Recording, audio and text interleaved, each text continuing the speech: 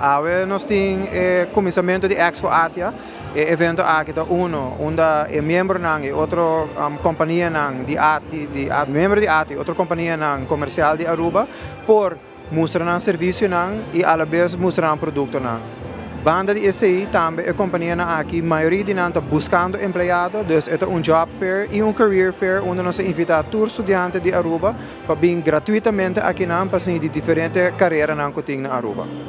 Tem aproximadamente 40 companhias aqui, de companhia mais grande de Aruba, como o hospital, Seitar, Web, e tem companhia chiquito que está em manzaka que está aqui para apresentar serviço que tem, ou que está coaching, curso, companhia de marketing, tem companhia de seguro, tem hotel, tem de todo pouco aqui. Quando trabalho, se não precisava preciso quando trabalho tem abrir, me saco dentro do setor. Nós estamos buscando trabalho, vooral no setor hoteleiro, nós estamos agressivamente buscando empregados que estão comendo de ticket de outro setor.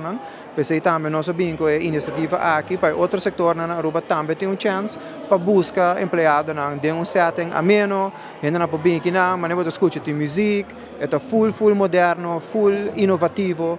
Toen tem boots leuk, tem boots agora boot que tem F1 racer bijvoorbeeld, tem boot que tem massage chairs, dus tem de todo pouco aqui na área. Você sabe que é para mim que nós fazendo atividade aqui, expo não está nada novo, mas sabe que tem bate de atia.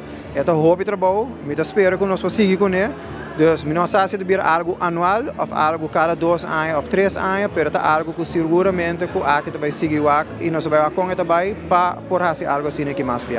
Uma invitação para full pueblo de Aruba, se a está buscando trabalho ou se a quer saber mais trabalho que tem aqui na Aruba, nós invitamos para vir aqui na evento da AWE. Dia 4 de novembro, de 1 hora para 8 horas da noite, e amanhã, dia 5 de novembro, de 9 horas da manhã para 6 horas da tarde. E bem, passou tem hobby surpresa, tem hobby giveaways, tem amanhã coffee para para 150 pessoas, não trabalham coffee por nada, e tem hobby outro prêmio que também tem aqui full durante o dia.